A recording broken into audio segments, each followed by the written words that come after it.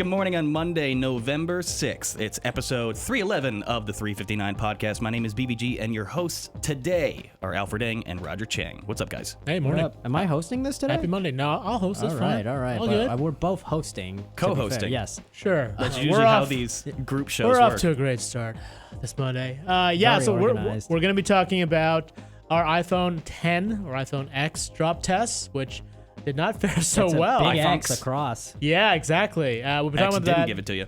We will talk about Sprint and T-Mobile saying no thanks to a merger. That happened over the weekend, and fill you in on some details on Sprint's consolation prize, which was rather sad. And then lastly, we're just going to talk a little bit about or flick at a couple features that our colleagues wrote. Katie Collins on a nice feature on how Deliveroo is making top restaurants or allowing top restaurants to deliver food to you a lot easier. And our colleague Terry Collins did a nice year in review on how Trump really changed everything in terms of political dialogue with Twitter. With this Modern day presidential. Yeah. For better or worse. So we won't offer any judgments there. Keep your opinions to yourself. There you go. If you have any questions, though, or opinions, please express them. Brian will pick out the best. And We we'll do get want them. yours. We will get to them in 3 minutes and 59 seconds. And here we go for the recording of the podcast. See you back in the chat in 3, 2.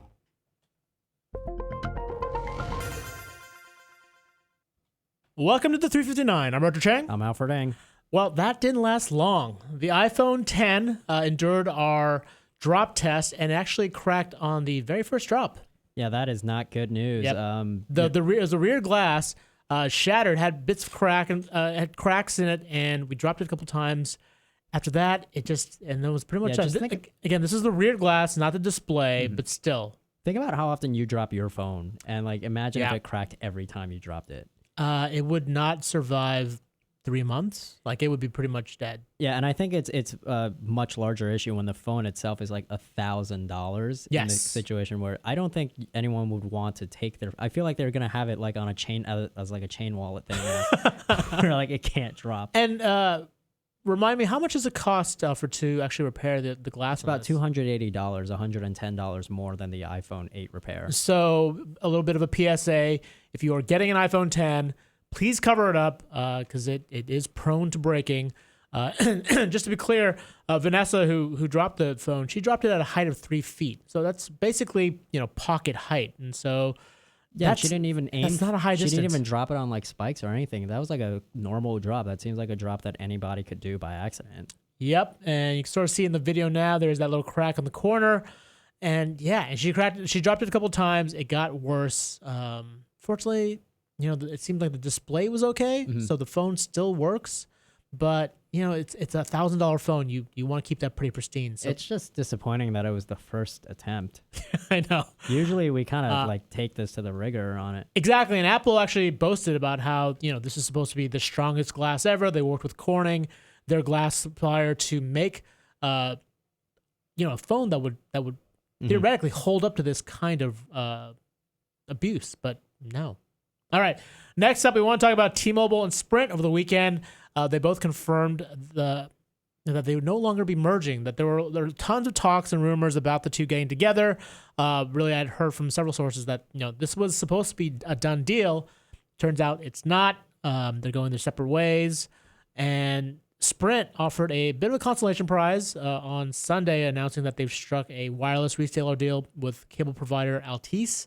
If you happen to be in that region, we're actually in the Altice territory, or at least I am, out on Long Island. You can get Sprint service there. So what were the pros and cons of merging, and why did the cons kind of outweigh it for Sprint or T-Mobile? All right, for Sprint and T-Mobile, a lot of folks on Wall Street projected that this company would save about $50 billion if they got together, share their resources into investing in their networks. Now, the positives for consumers for merging would have been that theoretically these two could have created a really kick-ass network with all their combined spectrum assets. They would have had really great coverage that would have been comparable to AT&T and Verizon. Downside is, while those two are integrating, you're down to 3 players. It's a lot less competitive. Prices theoretically could have gone up. So there's some pros and cons there, but there are a lot of reasons to be, if you're a consumer, to be happy that these two are going their own way. But what were the like? I guess why did they back out at the last minute if this was supposed to go through? So they backed out ultimately because, at least reportedly, SoftBank wasn't happy with the way the deal was structured because they would become the minority owner. They own Sprint, and SoftBank, as background, is a Japanese carrier who bought a majority stake in Sprint. Under the combined combination, Deutsche Telekom, which is T-Mobile's parent, would have been the majority shareholder. SoftBank would have been the minority. They didn't want to lose that control, and so they decided to part ways. All right. Lastly, we just want to give a shout out to two stories. Katie Collins with a nice piece on how Deliveroo, which is sort of like the Seamless of the UK, basically are setting up these little portable, these little kitchens, local kitchens around London to allow top restaurants to extend their delivery range, to actually allow for delivery and to extend the range, so you can get sort of high quality meals delivered to you as opposed to like waiting for fighting for reservations. And lastly, Terry Collins with a nice review of Donald Trump and how he's basically redefined politics with his thumbs and through Twitter. So both great pieces. I'd highly recommend checking them out. That's all the time we've got. For more of the stories, check us out on CNET. I'm Roger Cheng. I'm Alfred Ng. Thanks for listening.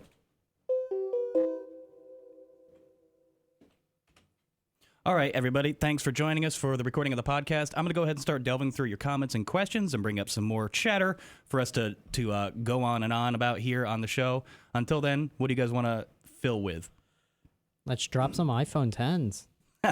Just to be clear, we don't actually have any iPhone 10s in this room right now to drop. Yeah, say, please don't come knocking on our door getting mad at us for breaking the phone. Yeah. These three individuals here did not do that. We, as in CNET, broke the iPhone 10 already. Yes, and we broke it in record time. So look, that's the risk you're going to run when you've got both a glass front and back, right? The glass is going to be inherently more fragile. The front didn't crack as easily as the back did. I wonder if it's just because of the placement of the device or if it's actually the front screen is stronger than the back one. When I first read the story, I had thought that it was like a targeted drop, like she aimed for like one of the corners or something. But it was like a straight, like flat drop when I watched the video. Yeah, I don't know. I feel like it's like a big waste of $1,000, but it is a great device. Well, it's highly rated by our colleague Scott Stein. But yeah, this is sort of a reminder that you should be mindful of the phone. Make sure you have got a nice cover, a decent cover that gives a bit of protection. Because you're gonna need it. I love that Apple like also recommended like you should probably we quote, this is their direct quote by the way. We suggest using one of the many beautiful cases available to protect iPhone. Well, I mean, to their credit, there are many cases available for this phone. Yeah, and I feel like that's like a standard now for anybody that has a smartphone. Like you're gonna have a case with it. Mine's paper thin. But, mine is too, but. Mine was more for a grip thing though, because like the iPhone on its own is like super slippery. Right, and even with the glass back, it doesn't help. Yeah, but I do hope one day that there's just a phone where you don't need to put on a case at all. That's never gonna happen. An indestructible phone? No, just one that you don't need a case for. Like you could probably drop it like the same amount of times and it wouldn't crack. Yeah, I mean we're a long way off from that. Yeah, everybody's already mad at us for not putting in a case. Like that's the point, guys. That's why we have a drop test. That's why we did it, folks, for you, for the readers, man. You should have had a case. But yes, when I have my iPhone 10, I will put a nice case on it, or at least. Are you getting one? I am getting one. Oh man, when are you getting yours? Why weren't you in line? Not for a while because I didn't want to wait in line or wake up for pre-orders. So. Danny Green says he's seen several drop tests and that ours was the only one where it actually did break that quick. Did anyone else look at any of the other drop tests that are going on there? Because of course everybody and their brother's doing one. Yeah, I know. I saw that video from was it that Mouse, the phone case maker? Yeah, they like snuck in, got an iPhone 10 with like during the media rush, and then they put a case on their phone. Apparently they just kept throwing up they snuck in during the media rush to buy a phone to promote their. Apparently, that's cool. That's a totally cool thing for your company to do. Good job, guys. They were laughing about it. Yeah, that's awesome. awesome. See the video? The rebels. The rebels, man. It's really cool and ethical to it's just extreme. Screw over people that waited in line for days for your video. Really great job. And then challenge people to try to break their phone. Yeah. So. What a great thing for people to do. Brian, do we have any questions? Sure. Let's start out with Michael Brown. He's got an easy one. What price do we think the iPhone X, iPhone 10? Sorry, I'm never gonna break that habit. It's fine. Apologies, everybody. It's just ingrained. We should just cooler. just give up and say iPhone X. I'm sorry. It just sounds cooler. Anyways, what price do you think the iPhone 10 should have been? Oh, Yo, that's a bad question for me because I'm cheap as hell. I know, $3. $200. Like, No, I mean, All right. Well, now we do work for CBS, and our parent company does own The Price is Right. So whatever you guys bid, I put $1. I would say, I mean, if you just sort of look at truthfully speaking, I don't know if there should have been an iPhone 8, an 8 Plus, and an iPhone 10, right? If they were really kind of sticking to their conventions, it should have been iPhone 8 and iPhone 10, and sort of drop out the 8 Plus. And by that logic, I would have been happier if it had been closer to 750, 800. About the average. Yeah, which seems like, that's kind of in the range of the Note 8. That's kind of in the range of that premium flagship plus price range. But, they've decided to, there was break new barriers when it comes to price. there's that And then we decided to YouTuber- break their back. That's right. There's that YouTuber Scotty Allen who he went to Shenzhen in China and bought the parts and built. Oh his yeah, own and he iPhone. constructed himself. Yeah, He got it for it was like $300 in parts, but that was like the 6S. I'm not sure how much it would cost. I mean, parts this for one would be more expensive. Again, getting the display from Samsung, getting the facial recognition cameras, that's going to add some cost to it. But Apple famously likes to keep its margins very high. Yeah. Right? And so higher than anyone in the industry by far. And so in order to do that, they got to jack up the price Yeah, to make sure they're making that money. My theory is that it should always be 75% of the cost Of the build material? to make it. But Yeah. that's also why I'm not rich. Yes. So That's why you're working here. Ouch. try to keep it cheap for the people. That's why he's a journalst and not, an entrepreneur All trying right, to make money. I'm an advocate for the people's- cheap wads like me. All right. All right, back into the chat for some more questions. More about pricing. Philadelphia. Awesome name. Do you think the iPhone 10 will be the same price next year as the 8 is this year? How far do we think that Oh, price does it is going to drop? drop? Yeah. That's a great question. I don't think it's. If it does drop, it will not be I would- marginal. It'll be I like would- you get like a $50 discount. No. It'll drop $100. Like $100. they usually Still not that much. they No. drop $100. Like the iPhone 8 fell $100 this year, or the 7 dropped $100 this year. It'll do the same next year. with Yeah, the iPhone 10. my girlfriend was considering waiting for Black Friday to get the iPhone 10 for a discount. I'm like, that's not gonna happen. That's not gonna happen. You're just gonna have a longer wait. So good luck with that. Yeah. All right. Mac 55. Yeah, Mac 55. Sorry. I heard what happened. Too bad. Please, can I have the remains of the phone, please? So here's the question, though. Let's talk about functioning with a busted device. I Yeah. mean, Yeah, we've people all do it all the probably. time. Yeah, I would I've be actually, curious if knock you've on wood, dropped it's never $1,000. happened to me. I've never cracked a phone. I can change that. I've cracked Android screens, but not my iPhone. But I mean, how long would you soldier on without trying to get some kind of fix or I'm like- replacement? I think it'll depend on where you crack the phone, right? Yeah. If Sure. you crack the phone in the back, it's totally But if usable. it's just like a facial, if it's just Until it like starts cutting up your thigh. an Put aesthetic a cover crack on on the screen, like you can still use it, but there's just cracks on the screen. Like, yeah, if they're cracks on the screen, I don't know how long I would last. I know Maybe- there's people that do like they change their wallpapers to like somebody punching like the screen so it like links up if it's cracked. so it at least feels like it's intentional. Yeah, I can't do that.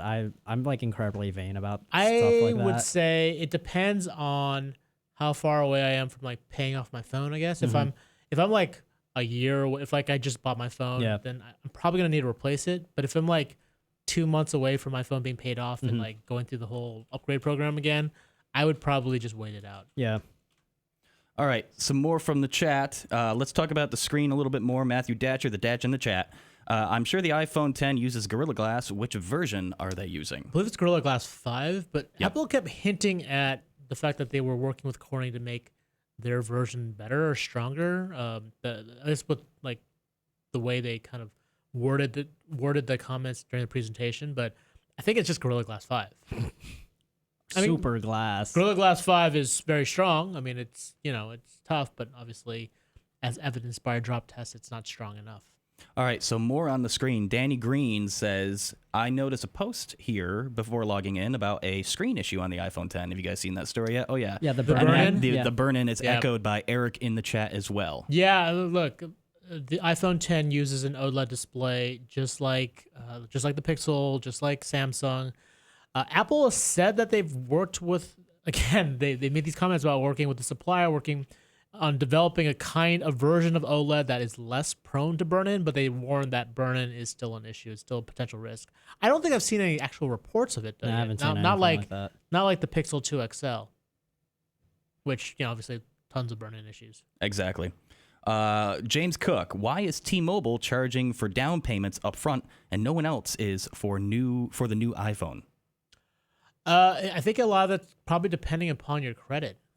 If your credit isn't premium or prime, I think you do have to pay a little bit more. I don't know if it might come down to sort of the differences in the terms that each carrier offer.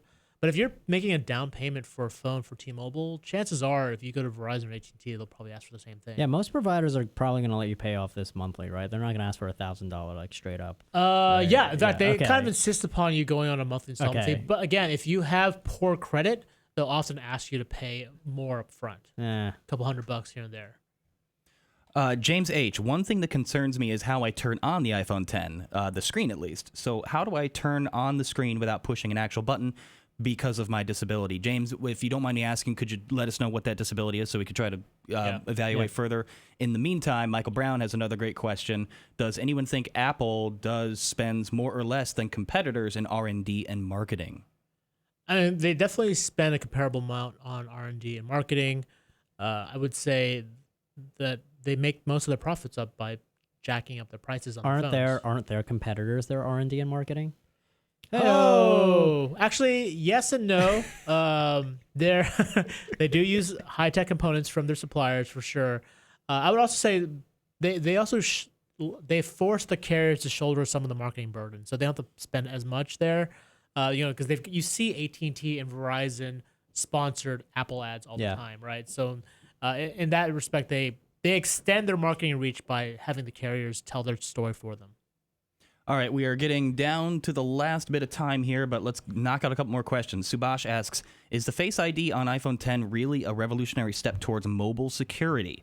Is Apple going on the right track in ditching the Touch ID? I would say so, yeah. I mean, I don't know if it's revolutionary because it uses some of the same tech that's been around on Microsoft devices. Yeah, right? I think it's revolutionary for them like just for Apple. Oh, and, yeah. All these banks and mobile payments that are going to be using it, like switching to that as opposed to Touch ID. It's going to be much like, consider, going up to an ATM and then not having to put your card in, and like if your phone is like within the vicinity and it's like it links to the ATM machine. Yeah, something like that. And you can just like look at it and it'll be able to recognize that. That's not going to happen for like a couple of years, but you have to kind of like, it's all going to start from something like this.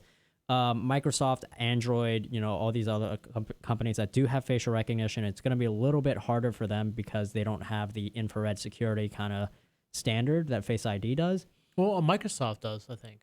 Their Windows Hello. Okay. It works very similar. Okay. It uses infrared. It uses facial mapping. I don't know if it's as accurate. Like, there's no way. That as far as like mobile security goes, it's definitely up there in terms of mobile security for sure. Samsung has the facial ID system that's in there. Been spoofed like a few times. Exactly. I've yet to see a situation where the Face ID has been spoofed, but it's also fairly new. It's only been like 3-4 days. Yes, but I think we've seen a lot of reviews. We've seen a lot of people try to fool it with different tricks, and it's done a pretty good job. Yeah. I don't like, and as far as it definitely helps with changing the form factor on phones where you don't need like the Touch ID or like fingerprint scanner on the front anymore, like to get more space that way. I mean, I'm still holding a hope that one day they figure out how to do a fingerprint sensor underneath the display, but we'll see. Because I miss the fingerprint sensor. I like the fingerprint sensor, yeah. Same here. So James has clarified for us he has bad hand movement. You can still use finger movements, but not very well.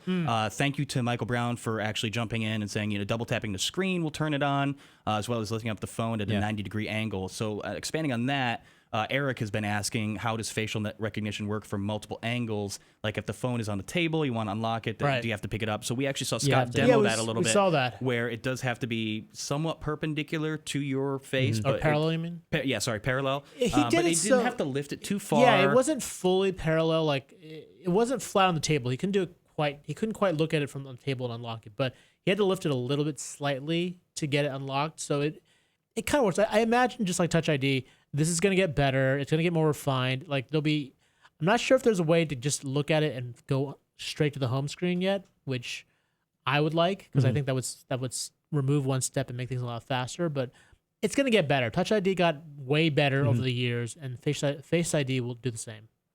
So we got time for just about 2 more, and this one's really good. We should think about this. Do you expect Apple to use the iPhone 10 to add a luxury or high-end tier for phones in the future, like MacBook versus MacBook Pro? Do we think this is going to initiate more luxury lines? I mean, I think they've already kind of done it. Like the MacBook Pro. Do we think it's going to expand?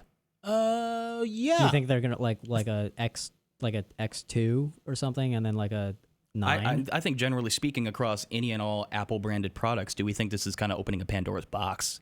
I mean, I think it's already been open. I think the MacBook Pro with the Touch Bar was an example of a luxury item with innovation that you could only get if you pay up for it. You know, we might see this across the line with the iMac, with what other products? The iPad Pro. iPad Pro. There'll be some sort of iPad Pro X, maybe. The Super Watch, the Apple Watch X. Well, there already was the super luxury Apple Watch, but it didn't sell that well. Yeah. They do have one now that's like a couple thousand instead of like the ridiculous price. How much was that? Like 15,000? Yeah, it was ridiculous. I loved all the articles about here's all the stuff you could buy instead of this watch. Right. Which is like a car.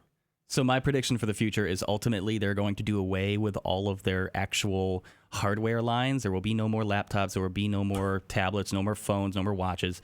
They're just going to develop a surgical implant called the II with the processing power of a Mac Pro in your eyeball that does all the functions of the watch, your steps, your phone calls, and you just tap your eye and it's all right there. Crack that in one drop. I know. Could you imagine? Like someone just punches you in the eye. Like, oh gosh, that was $2,000. You just see a crack all the time now. Oh my God, what a horrible life we've imagined. Yeah, that would be terrible. All right, one more question before we call today. We're going back on to Sprint and T-Mobile. Preston says, I just called Sprint to get the new plan change from switching from T-Mobile 2 years ago. Sprint has no backup for these customers that switched 2 years ago. What do you think about that? What? Backup plan for actually making the switch for previous customers. To like get them back? Sounds like it. Sprint has definitely struggled with that. Their customer service. I know they've got a lot of aggressive plans out there. As you guys know, if you go online, you can sign up, and if you're a customer switching from another service, you can switch in for free. For a free year's worth of service, you got to bring your own phone, but it is a full year free service, and then they'll start charging you after that the 13-month. So they're trying to get people back in, but I've heard there are complaints in terms of customer service, being able to kind of support this stuff. Partly because they intended that program to be online only, so that when you try to get on a phone with someone, it doesn't really work so well. So Yay. Yeah, I know that they're working on it, but it's tough. They're struggling. I think they've all been a little distracted trying to get this deal done with T-Mobile. Now that it's off the table, they can focus back on it. Would it just have been called T-Mobile if they combined, or would it have been like a new name, like T-Sprint? No one knows. I think that it could have been something. Sprint I mean, Mobile. I think it would have been more T-Mobile dominant. We knew that whatever happened, the combined company would have been run by John Ledger and his team. So the Sprint team would have been out. Sprint Mobile, baby. Terrible name. Sprint Mobile Baby. Hashtag Sprint Mobile Baby, and that's the right way to end the show. Roger, you want to take us home? Yeah, if you liked anything you saw or heard here, check us out on CNET. Our podcast is also available on iTunes, TuneIn, Stitcher, SoundCloud, FeedBurner, and Google Play Music. Thanks, everybody. We'll see you all again, same bat time, same bat channel tomorrow. See ya.